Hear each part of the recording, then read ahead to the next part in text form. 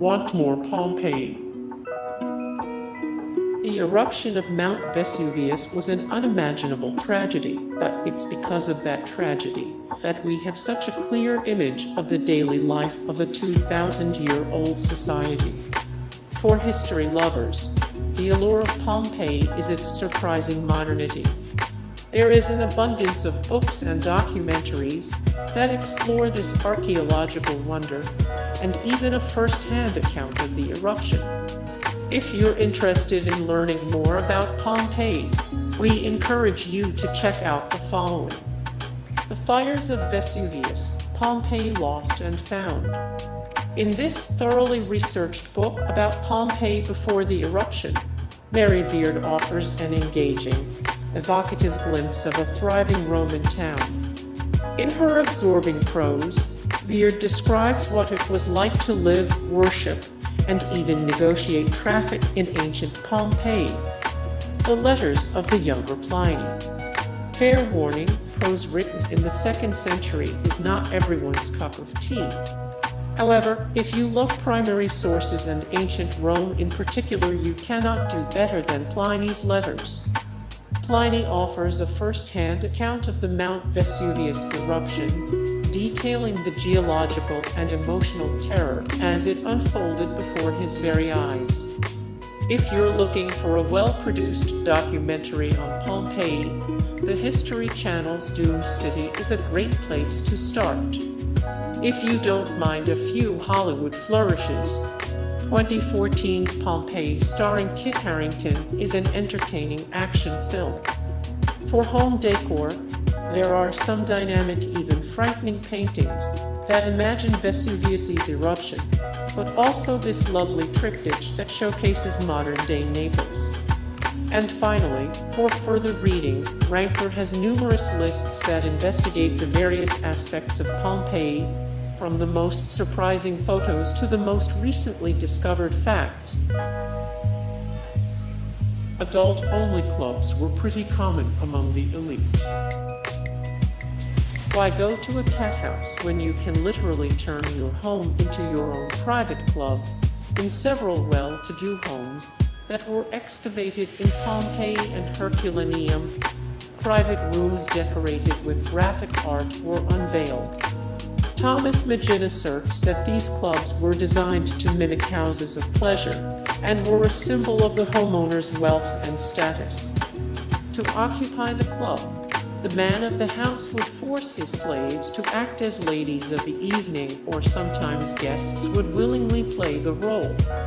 The Casa del Centenario and the House of Vetii were prime examples, with the former being more luxurious and the latter being more reminiscent of a depraved common cathouse. Workers didn't have great lives. While the erotic depictions throughout Pompeii and Herculaneum provided a glamorized view of the industry, the realities of a worker's life were far more depressing. It's not a very nice place to work. The rooms were also cramped and filthy, and only a small curtain separated the rooms from the main hall. The workers' lack of legal protection also meant that they were regularly subjected to physical and sexual abuse. The Lupanare is the most famous cathouse in Pompeii. There were approximately 25 cathouses found in Pompeii, but the Lupanare was Pompeii's largest and most well-known. The name literally translated to wolf's den, as lupa, the Latin word for she-wolf, was used to describe a harlot. It was 2 stories and had a balcony from which ladies of the night would call down to passers-by. It had 10 rooms, all of which were decorated with elaborate frescoes depicting men and women tangled up in carnal acts. Some believe that the frescoes advertised what services were available. There were over 120 inscriptions on the walls of the various rooms were discovered. The Lupanare was built just a few years before Mt. Vesuvius erupted. In those 7 years, was doing quite well for itself. extramarital relations with ladies of the evening or slaves were okay. During this time, it was acceptable for men to have relations outside of marriage as long as the woman or boy or man was a slave or prostitute. In all extramarital relations, it was also important to demonstrate moderation. Also, it was only acceptable for patrons of male workers to perform in the dominant position. Married women were strictly off limits. Workers shared the same status as actors and gladiators. While ancient Romans had a relaxed attitude towards physical intimacy, it didn't mean that the industry was regarded as a decent profession. These workers were either freemen or slaves, but their profession was relegated to the shameful status of infamia. This was a status that was also shared by gladiators, actors, and dancers. It offered few legal protections. Once branded in infamies, these women could never gain a reputable status. Not only a woman who practices prostitution, but also one who has formerly done so, even though she has ceased to act in this manner, for the disgrace is not removed even if the practice is subsequently discontinued, was written in the Lex Iulia et Papia. Children and soldiers carried phallus amulets for good luck. Included among the artifacts recovered from the ruins are many phallic amulets. Amulets called bulla were given to soldiers and young boys to carry around for protection. Bulla that included a phallus were called fascinum. Nudity and the male form were commonplace in ancient Rome, as sporting competitions were typically performed in the nude. These amulets were thought to also ward off the evil eye. These fascinum could be turned into wind chimes called tintinnabula, meant to bring good fortune to the home. Cathouses may have had their own currency. The word spintria comes from the Latin word for a male sex worker. Spintria are coins or tokens that depict hetero and homosexual acts on one side and a Roman numeral ranging from I to Roman 16 on the other.